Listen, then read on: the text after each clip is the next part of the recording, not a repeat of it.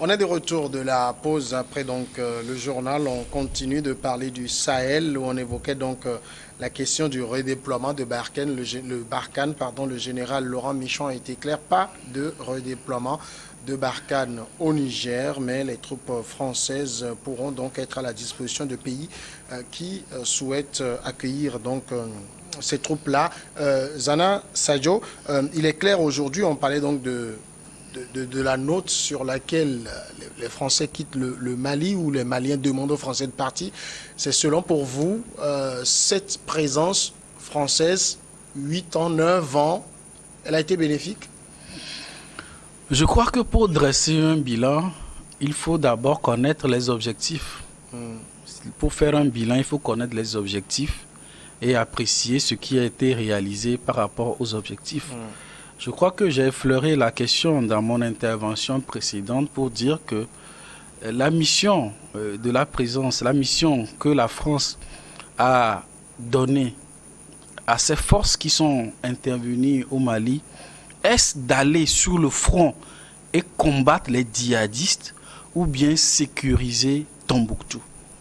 Je crois que si nous avons la réponse à cette question-là, nous saurons si la mission de Barkhane a été réussie ou pas. Et c'est là le point de friction avec les autorités maliennes.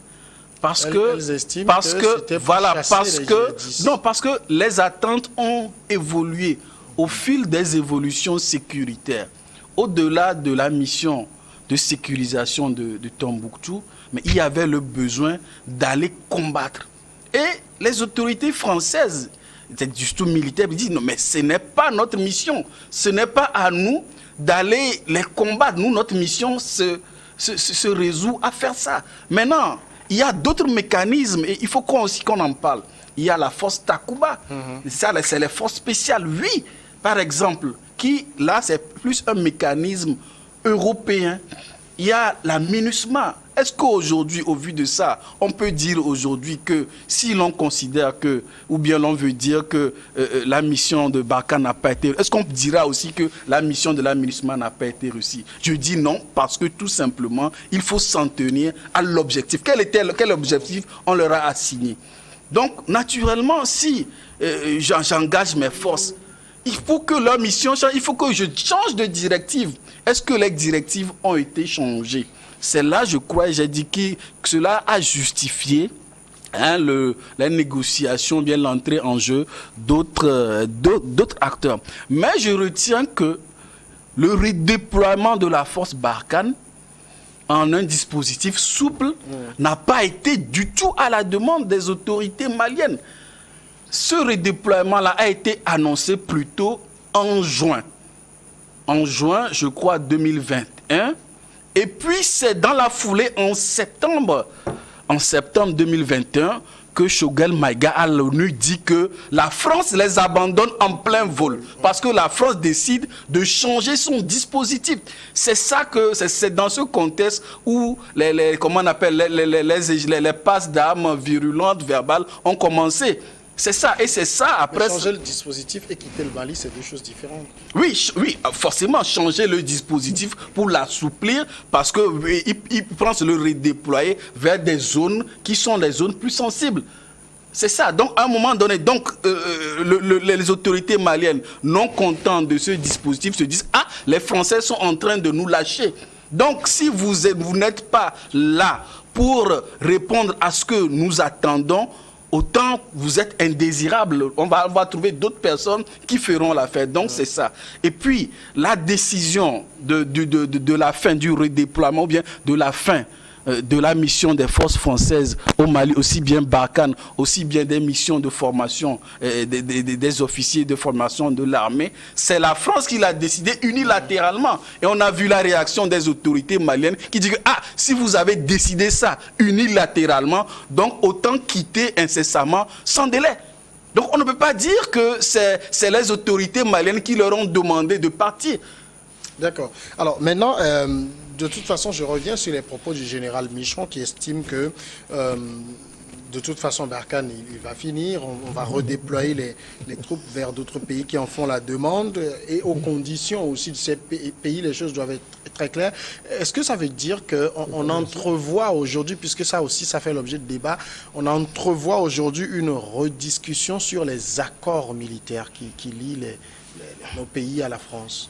Évidemment, parce que quand vous voyez la position de la France aujourd'hui, au vu de ce que Zana vient de dire, vous voyez automatiquement que la France a compris que les régimes qui ont discuté de ces accords-là ne sont plus, et il y a question de renégocier ou bien de discuter des accords.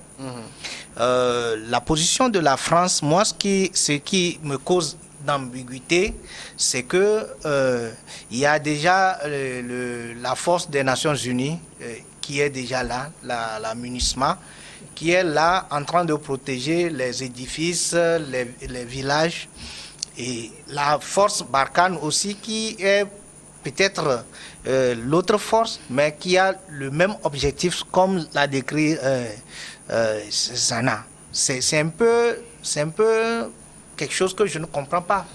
Parce que si autant faire une force dans l'ONU que de vouloir les subdiviser, comme les Français en train de protéger Tombouctou, alors qu'il y a déjà la MINUSMA. Moi, je n'ai pas les accords sous la main, mais je pense plutôt que la force Barkhane, Takuba, etc., seront plutôt en train de permettre à la FAMA de pouvoir reconquérir son territoire. Parce qu'il y a déjà la MINUSMA qui constitue déjà la force de protection. Aujourd'hui, comme nous venons de le dire, je ne vais pas aller au bilan parce que, comme il a dit, il faut connaître les objectifs, il faut connaître le résultat attendu pour pouvoir savoir si le bilan est... Mais les hostilités des populations, des autorités actuelles ont fait qu'aujourd'hui la France se replie.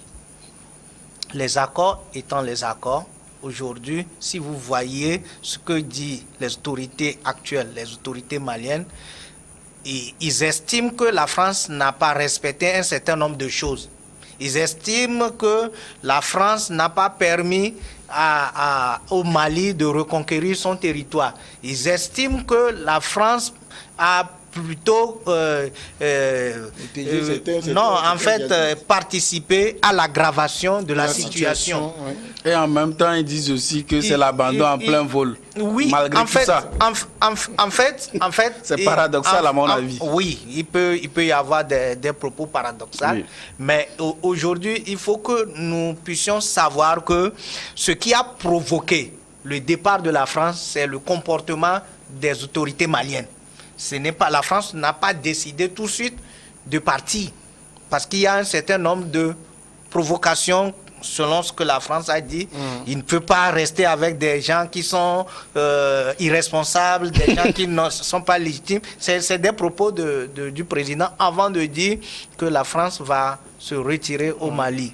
Et il s'en va, comme il a dit, à demander aux coopérants français de quitter les structures maliennes. Ouais. Donc aujourd'hui, je pense que la France veut que si le Mali ou bien un État voudrait son intervention, qu'elle le demande expressément. Je ne vais pas aller plus loin. Je ne vais pas aller plus loin.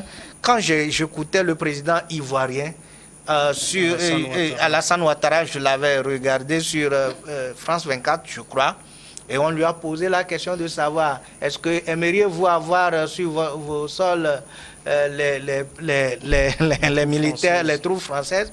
Il dit non, notre armée est suffisamment, comment on l'appelle, entraînée, outillée pour combattre. Cependant, si nous avons besoin, ça veut dire tout simplement quoi?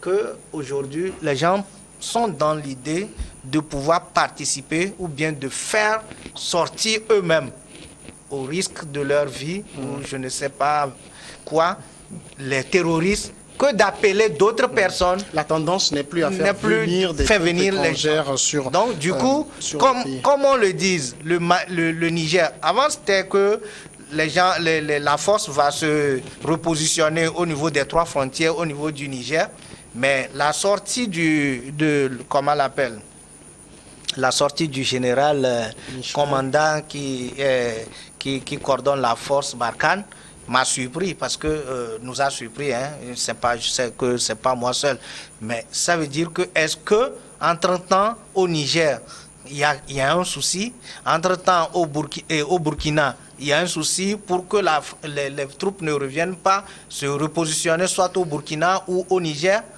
Ça montre en quelque sorte que, non, au-delà de ce que nous pensons par rapport aux autorités, il y a aussi la population, la vie des populations. Justement parce que cet aspect, on le néglige, mais les populations sont de moins en moins enclines à accepter cette présence de troupes étrangères. Je vous ai dit qu'au sortir de la guerre, si vous faites les calculs, combien d'années, depuis qu'on a commencé la démocratie en 1990, ça fait au bas mot 30 ans, ou plus 33 ans bientôt, tout ça, là, je ne sais pas, démocratie. Si quelqu'un est né en 90, il a 33 ans maintenant. Vous voyez, non? Oui, si quelqu'un, ce qui était, je ne sais pas, en troisième en 90, s'il a voulu vraiment continuer les études, il sort agrégé aujourd'hui. Vous savez, les choses ont évolué. Donc, c'est-à-dire que ces anciens accords, aujourd'hui, les gens sont plus éveillés et ils voient les faits. Moi, je vais encore m'attarder sur la note, c'est-à-dire le résultat. Depuis Serval, Épervier à Barkhane, bon, il y a les colonels, les Takuba, tous ceux qui sont de tout ça là. Quel est le résultat aujourd'hui? Donc, la nouvelle génération des Africains qui ont plus ou moins été à l'école et qui ont un regard mondial des choses, se pose la question de savoir finalement tout ce qu'on est en train de faire, quel est le résultat. Donc, si les gens ont le sentiment que leur maison brûlait, et ils ont appelé quelqu'un de venir aider à éteindre le feu, et que pendant que la personne est là, la maison non seulement qui brûlait a brûlé, que d'autres maisons commencent par brûler. C'est tout le village. Même voilà, tout le village qui va brûler, mais finalement le résultat n'est pas là. Ça ne veut pas dire que la personne n'a pas apporté. Donc, le départ des troupes françaises, ce n'est pas que les Africains sont contre, c'est de remercier le frère qui est venu pour t'aider. Dire, bon, tu m'as aidé, bon, maintenant ça suffit, je vais tenter de me prendre en charge. Ça aussi, il faut que les gens comprennent ça. Et ils ont compris ça finalement. Oui, non, mais c'est en disant, c'est un peu du chantage, en disant, si on veut, celui qui nous appelle, tout ça, ça, vous n'avez pas besoin de dire ça. C'est moi qui vous ai appelé, que ma maison, si j'ai besoin de vous, je vous appelle. En disant ça publiquement, communicationnellement, en disant, si quelqu'un veut nous appeler, nous n'allons plus ici, tout ça. C'est comme un peu du chantage. C'est comme si, moi, dans la case brûlée que je vous ai appelé, quand vous me dites ça, c'est comme si... c'est le marketing. C'est comme derrière moi, vous allez mettre une autre... une allumette pour brûler non, c'est le marketing, c'est pas voilà, bon, non, je ne sais pas. Mais c'est ce que je disais, que peut-être qu'elle se fait désirer. Bon, voilà, peut-être. Non, mais sinon, si j'ai appelé Zana pour qu'il vienne m'aider à éteindre ma maison, que Zana est venu avec un seau troué, bon, j'ai le droit d'appeler maintenant qui peut-être lui va venir avec une machine. Ou bien que j'ai dit au départ, c'est dans la cuisine où je vais éteindre le feu seulement. Voilà. donc je ne rentre pas dans la chambre à coucher. Oui, mais voilà, non, peut-être c'est ça aussi. C'est l'autre aspect, M. Zana. Si on vous envoie sur le terrain, on dit, il y a un problème dans le marché. On est en train de taper les vendeurs de tickets. On est en train de les empoignarder. Si vous allez maîtriser vous arrivez, vous vous rendez compte, vous qui êtes sur vous allez vous rendre compte que ici, ce n'est pas, si maîtriser là, ce n'est pas possible. Pour vraiment que ça se stabilise, c'est de ramasser tous ceux qui sont là-bas et vous faites ce qui est bon. Vous ne pouvez pas dire non, comme on vous a dit de venir maîtriser les gens, ce que vous êtes venu trouver sur le terrain là, dépasse ce qu'on vous a dit, vous allez vous en tenir à ça. Donc, cette histoire de dire que la force Barkhane c'était de venir endiguer et non poursuivre les djihadistes, ce que les peuples africains se disent même que parfois les djihadistes passent par certaines routes qui sont protégées par ceux qui sont censés venir nous aider. Donc, à partir de cet instant, il y a des points d'interrogation. Donc, les Africains et les Maliens en particulier, on ne peut pas leur refuser ce sentiment-là qu'il y a un échec. À partir de cet instant-là, il faut revoir les choses. Alors, ce sera la dernière question sur le sujet avant de la quitter, Zana. On voit ici, c'est la question des militaires qu'on évoque, mais au-delà de l'aspect militaire, on a l'impression aussi qu'avec les autorités maliennes, le divorce avec Paris semble véritablement consommé, puisque Georges Hérault évoquait tout à l'heure les coopérants français qui vont quitter les administrations maliennes. Le divorce est profond. Oui, le divorce est profond, mais suite aux interventions de Germain, j'aimerais quand même rappeler que le problème du Mali ne remonte pas à la présence militaire française qui date 2013. de 8 ans ou bien 9 ans plus tôt. Ça remonte à 1958, bien avant l'indépendance du Mali. Et ça parlait de la rébellion des Touaregs qui, en 1958, 300 de leurs notables ont adressé un courrier à la France coloniale pour leur parler de la création d'un État propre qui correspond à leur réalité. C'est-à-dire, de 1958 jusqu'alors, on compte 6 rébellions. Ce qui a changé la donne, et je le dis toujours, c'est la dislocation de la Libye, où des Touaregs qui, à un moment donné, ont été chassés, ces Touaregs contestataires de l'autorité centrale malienne qui ont été chassés, sont partis retrouver refuge en Libye, où Kadhafi les a intégrés dans son armée. La Libye se disloque. Voilà, ils sont aguerris et rentrent avec armes pour rejoindre ces mouvements indépendantistes. Et d'autres personnes. Et comment on appelle Al-Qaïda au Maghreb islamique qui renforce sa présence. C'est ça. Ce n'est pas la France qui est venue les installer, ce n'est pas la France. Donc, sur ce point, il faut faire attention. Il faut faire. J'aurais pu aussi dire, laissez-moi finir. Non, il faut expliquer au peuple. Est-ce que je peux finir? Est-ce que je peux finir? Est-ce que je peux finir? Je ne vous ai pas coupé. Est-ce que je peux finir? Est-ce que je peux finir? Est-ce que je peux finir? J'aurais pu vous dire que votre propos aussi n'est pas honnête, d'autant plus que moi, ce que moi j'aimerais dire, c'est qu'il faut faire attention à tout ce qui se véhicule sur les réseaux sociaux et aux réalités historiques qui expliquent le contexte sécuritaire malien. Il y a d'abord des revendications légitimes des Touaregs sur lesquelles sont venues se greffer les conséquences de la dislocation de la Libye. C'est ça l'origine. Et en réponse, il y a eu un accord de paix, il faut le signaler, l'accord de paix d'Alger qui a regroupé, laissez-moi finir s'il vous plaît, qui a regroupé tous ces acteurs, tous ces pays frontaliers là, et avec le Mali, avec les Français et les autres. Donc aujourd'hui même, les autorités maliennes, ils ont récemment repris en Italie des discussions avec le CMA, la coordination de ces mouvements armés, pour que ces mouvements qui ne sont pas des djihadistes, on règle leurs questions via l'accord de paix pour qu'ils s'allient au combat contre ces mouvements qui sont des mouvements terroristes, djihadistes. C'est ça le distinguo. Oui. On est d'accord. En fait, il y avait un article qui était au pouvoir. Parce que si on politiquement, comment les agents sont Germain, si on veut refaire l'histoire, on ne va pas finir aujourd'hui. On a un autre sujet qu'il faut aborder. On aura d'autres occasions de revenir sur cela. C'est la question électorale au niveau du Togo. Le Togo, justement, qui va encore connaître de nouvelles élections, une de plus. Les élections régionales, c'est le découpage territorial qui le permet. Ces élections, si on en croit le ministre de l'administration territoriale, devraient se tenir dans le premier trimestre 2023. Mais pour cela, il faut d'abord retoucher le code électoral. Germain Sossou, parce que le code électoral aujourd'hui, il ne prend pas en compte ces élections régionales, c'est ça? Non, mais cette question, normalement, cette question, moi je vais spéculer, parce que cette question, il aurait fallu vraiment qu'on positionnât ici. Vous savez qu'aujourd'hui au Togo, tout se fait par la même force, qui défait les choses comme elle veut. Mais sur le principe, c'est que nous avons commencé après 90, la toute première fois que nous sommes allés aux élections à la base, c'est en 2019. Et, on ne l'a jamais réussi à les organiser. Donc on a amorcé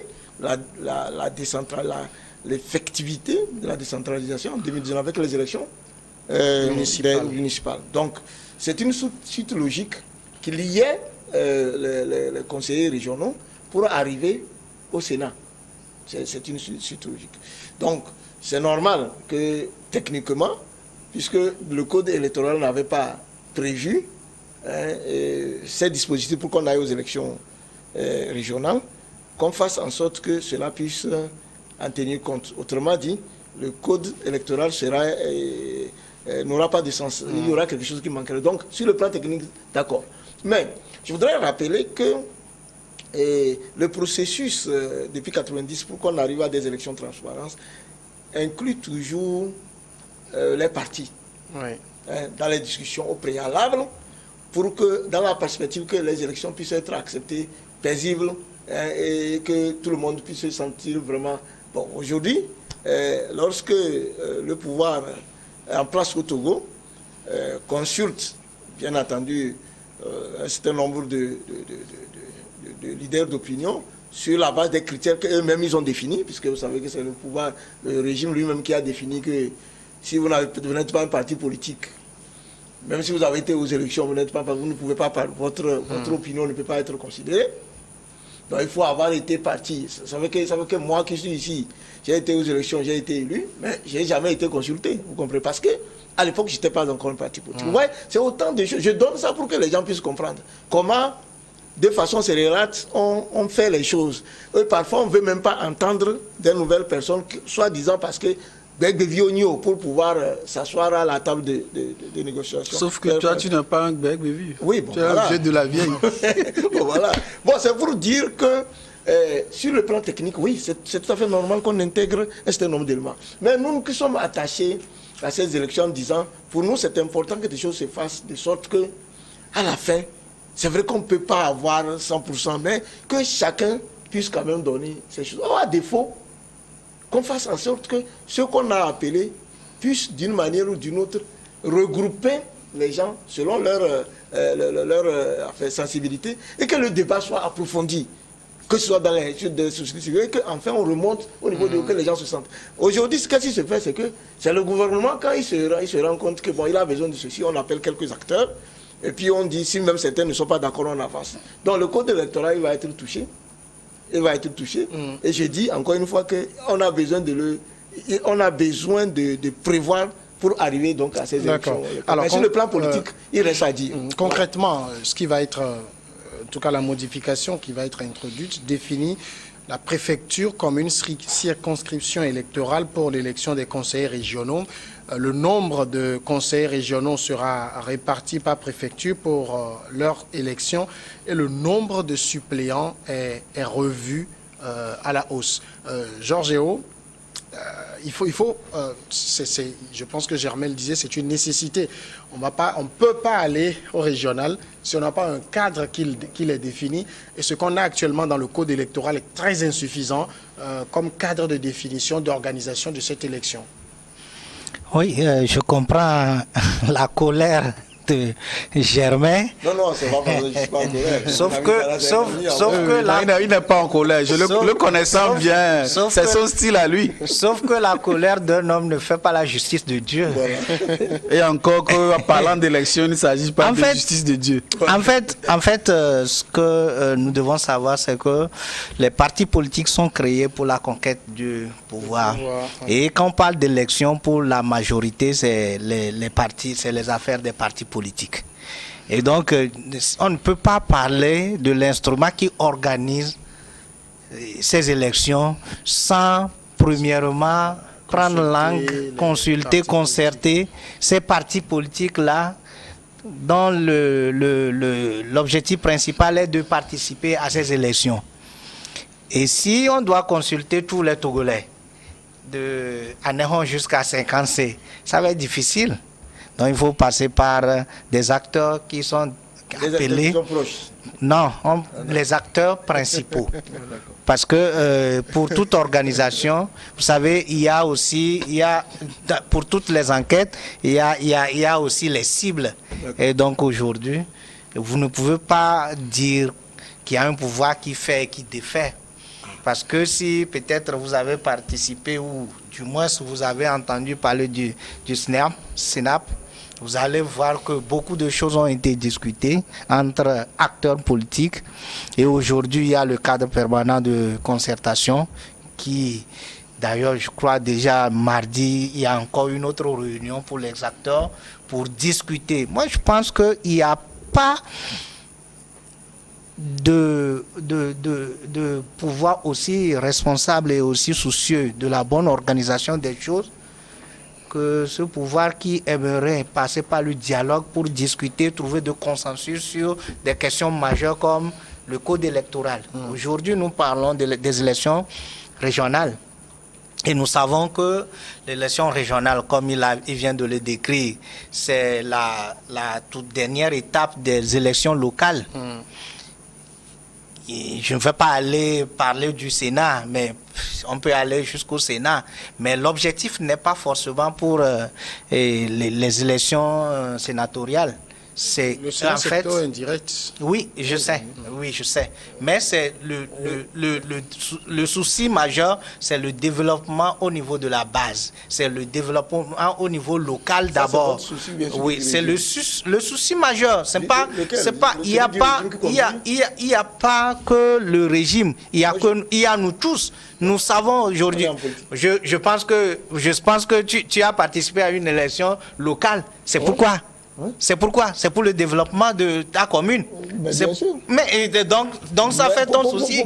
Ça fait ton souci aussi. Donc, nous, qu'on le veuille ou pas, vous savez, nous ne devons pas, à un moment donné, nous devons faire la politique de développement. Nous ne devons pas faire la politique comme étant un instrument de nuire à une autre personne pour pouvoir s'asseoir. Nous devons faire la politique d'aider. Parce que quand nous sommes en politique pour faire quoi? Pour aider celui qui va gagner. C'est comme une équipe de football. C'est-à-dire qu'aujourd'hui, nous participons à une élection, c'est un duel. Mais quelqu'un qui sort, qui est gagnant, on est ensemble pour construire. Au temps des élections aussi, on rentre encore en compétition. Nous l'avons vu l'autre fois, le président Macron, quand il s'agit de l'Ukraine, il a appelé Sarkozy de l'autre parti, Hollande de l'autre parti pour discuter. Parce que c'est la France. Donc nous ne devons pas faire la politique comme la politique de 1960. Non, aujourd'hui, il s'agit de quoi? D'adapter la CENI, le code électoral, évidemment, à la situation régionale. Puisqu'il y a des dispositions qui ne sont pas prévues dans le code électoral par rapport à cette élection. Qu'est-ce qu'il faut faire?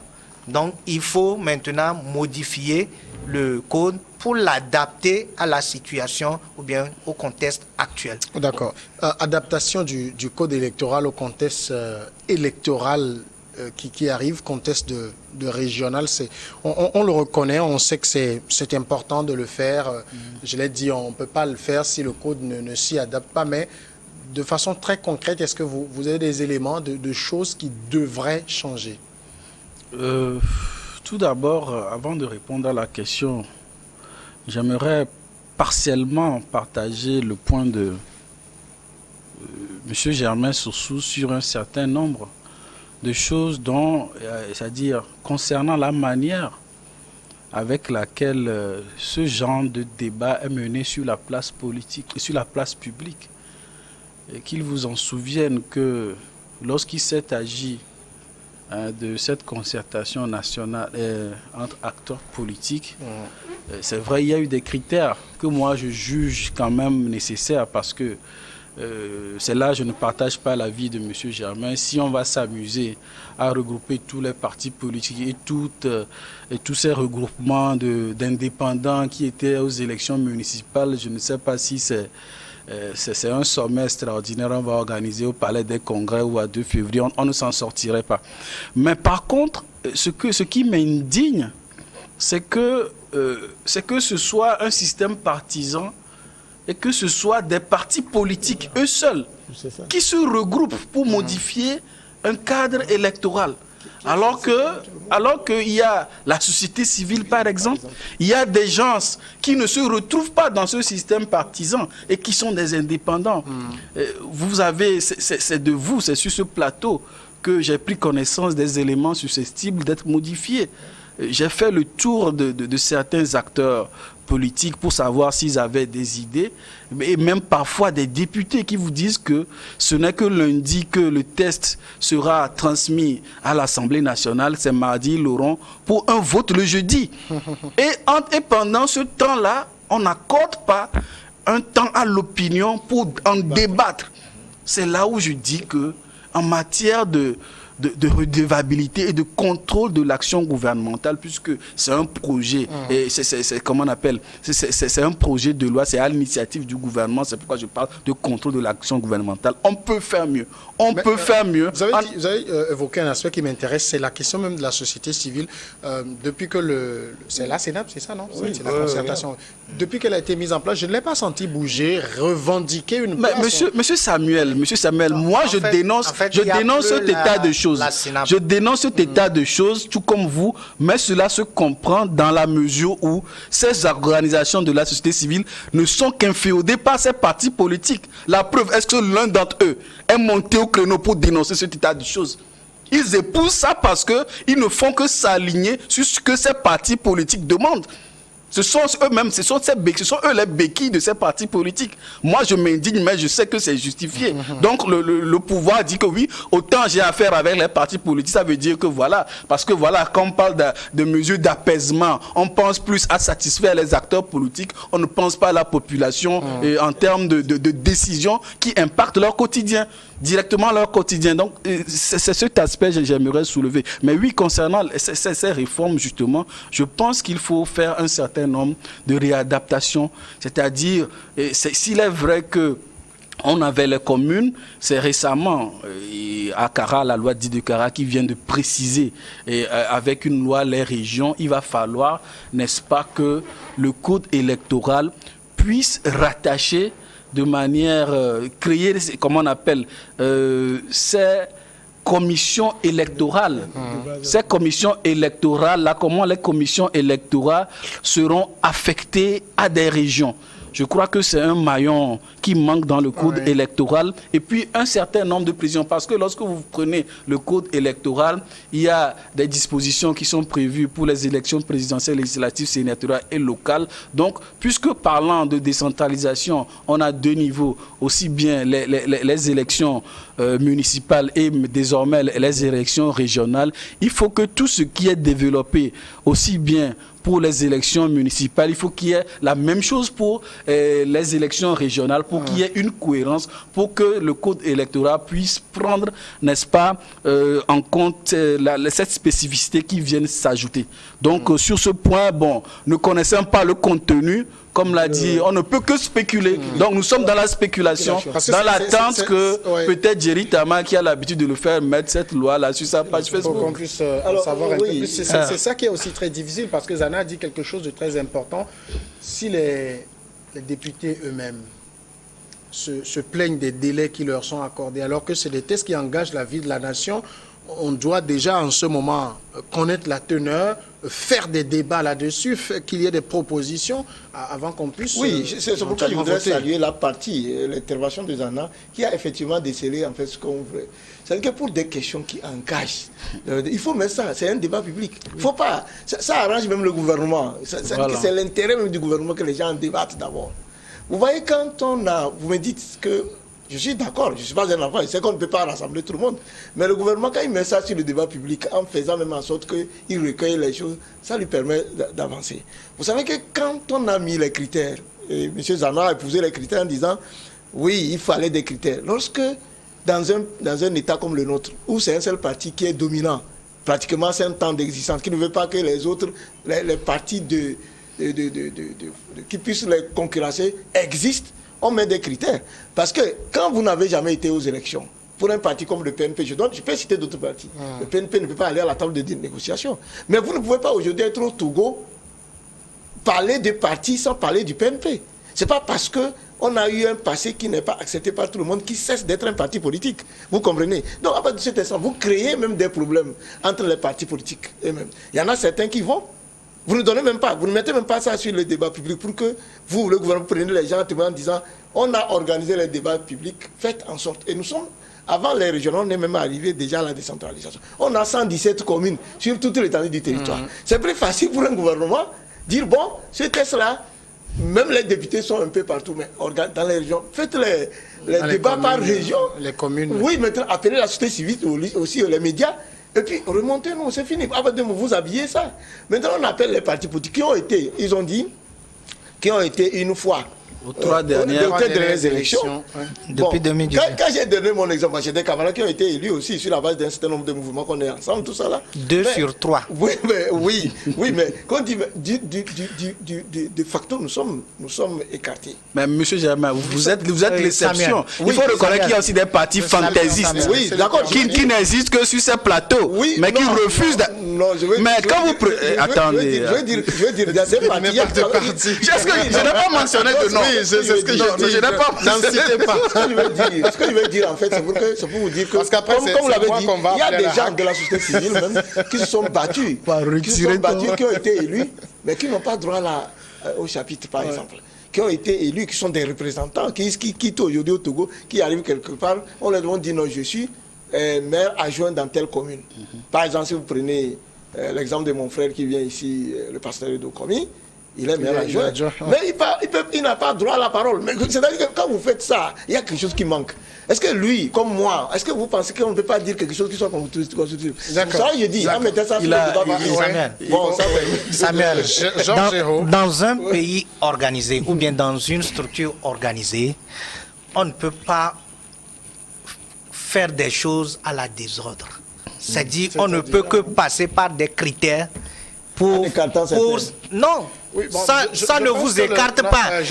Ça ne vous écarte pas. Je pense que parce que les propos des uns et des autres, c'est pas de dire qu'il n'y ait pas de critères, mais que ces critères soient exclusifs des autres et qu'on ne retienne que les partis politiques. Donc vous avez beaucoup, le système partisan, c'est pas beaucoup qui y adhèrent. Ce que ces partis vont faire, ça n'engage que. Il y a la société civile qui n'est pas associée. Moi, ce que je suis en train de dire, je vais arriver là-bas. Parce que vous savez, c'est au bout de la scène qu'on tisse la nouvelle. On dit concertation entre acteurs politiques. Ça, il n'y a pas d'autres éléments pour vous expliquer que les gens sont entre acteurs politiques. Mais si maintenant, en fait, oui, la question électorale n'engage pas que les partis politiques. C'est pour cela que les décisions, qui sont prises là-bas, et d'ailleurs, il n'y a pas de décisions qui sont prises, c'est des propositions. Donc, du coup, qui sont quasiment entérinées. Oui, et ces décisions sont envoyées, comme il vient de le dire. Les discussions concernant le code électoral ont été discutées au Sénat. Maintenant, comme il a dit, quand on parle de l'action gouvernementale, ce n'est pas par rapport aux sociétés civiles. Aujourd'hui, le cadre institutionnel, c'est au Parlement. Les députés eux-mêmes n'ont pas moi, je n'ai pas la preuve que les députés mais aussi, il y a une loi. Mais maintenant, je veux arriver là-bas. Mais maintenant, que les députés, parce que si les députés disent qu'ils n'ont pas le test, alors que s'ils auront ça lundi, comme vient de le dire, ils auraient ça lundi. Et lundi, ils vont voter jeudi. Et que vous estimez que de lundi à jeudi, c'est trop court pour eux, pour mûrir des réflexions. Moi, je ne vais même pas me prononcer par rapport à ça. Mais ce qui est sûr, c'est que ça revient à ces députés-là, comme représentants du peuple, de contrôler l'action du gouvernement. S'ils estiment que les tests qui arrivent sur leur table, ils n'ont pas assez de temps, ils doivent... C'est la première fois qu'ils le disent. Non, ils n'ont qu'à le dire clairement. C'est une question de budget. Avant, ils le disaient toujours. Ça a été corrigé maintenant. Le budget est introduit un peu plus tôt. Donc, sur ces tests majeurs qui engagent... Moi, je voudrais dire... Donc, maintenant, par rapport aux sociétés civiles, comme il vient de le dire, parce que la question, l'élément central, c'est pourquoi on n'associe pas la société civile. Et le citoyen. Moi, ce que j'aimerais rajouter, c'est qu'on ait des critères. Si c'est des propositions, pourquoi ne pas aller faire des propositions dans le canal approprié? C'est quoi le canal approprié? Non, c'est quoi le canal approprié? Ça s'organise au niveau du ministère de l'administration territoriale. Mais il y a aujourd'hui des actions qui sont organisées. Est-ce que vous avez déjà approché le ministre? Comment? Est-ce que vous avez déjà approché le ministre par rapport à cette question-là? Donc si je dois être informé d'une loi qu'on va voter à l'Assemblée nationale, je ne parle pas de loi. Je ne parle pas de loi. Moi c'est de ça qu'on parle. Moi c'est de ça que je parle. Vous parlez de la concertation. Vous parlez de... Non, moi je ne parle pas de concertation elle-même. Je parle de la disponibilité. Je ne me retrouve pas si. Oui, vous ne vous retrouvez pas. Laissez-moi parler. J'explique ce que je voulais dire. Je parle de la disponibilité auprès du public d'une loi à portée nationale, qui engage nous tous, qui va être voté à l'Assemblée nationale, et dont le citoyen est privé du droit de regard pour exprimer son opinion. Ça, c'est autre chose, Samuel. Oui, là, c'est de ça. Donc, vous avez compris autre chose. C'est une démarche légitime. Comme citoyen, je veux connaître ce que la loi dit pour éventuellement faire des propositions acquises de droit. Zana, ce que vous venez de dire est différent de ce que nous sommes. Tant mieux alors, tant mieux alors. Parce Ce que que dit ici, langage, il a ce que été je dis question, langage, mais ce que il a je été dis langage. question pourquoi c'est seulement les acteurs politiques d'un certain nombre de critères qui sont concernés. Même ça aussi. Mais si c'est ça, si c'est ça, là c'est là où je réponds que les partis qui se sentent lésés peuvent approcher le ministère pour lui faire des propositions. Pendant que la loi est déjà votée. Non, c'est pas la loi. Je ne parle pas de la loi. Je ne parle pas de la loi. Je ne parle pas de la loi. Il a parlé des il y aura encore des critères là-bas. Puisque si on ne veut pas recevoir 14 partis politiques, on ne va pas recevoir 8 millions de Togolais. Il parlait des représentants, des députés. En fait, je lisais quelque chose, c'est par rapport à la France. On disait les députés qui sont au temps de vacances doivent retourner dans leur circonscription pour... C'est ce que les nôtres font ici aussi. Donc, du coup... Ça, c'est a posteriori. Si effectivement... Voilà. Si effectivement, il y avait cette relation entre les représentants du peuple et le peuple, je pense que beaucoup de choses seront améliorées. Ils le font après le vote, pas avant. Mon cher ami, je vous aime bien, mais ici, je ne sais pas si vous nous rendez service ou c'est le gouvernement, mais moi, je ne suis pas en train de rendre service à une personne ou bien à une entité. Je suis en train... Vous souhaitez des élections apaisées. Oui. Et que le gouvernement ait moins de problèmes. Oui. Vous savez, en toute réalité, le gouvernement, lui, a pris des critères en disant, bon, pourquoi on avance ceux qui ont été à les élections une, deux fois. Ça, c'est entre politiques. C'est entre politiques. Maintenant, vous avez laissé une marge, une grande partie de la population. Les gens qui vont voter, ils ne sont pas... Ça, c'est des propositions qu'on peut aborder le gouvernement avec. Vous ne devez pas penser... Non, ce que je dis à Germain, vous ne devez pas penser que le gouvernement seul peut gérer ce pays. C'est pour cela que nous disons...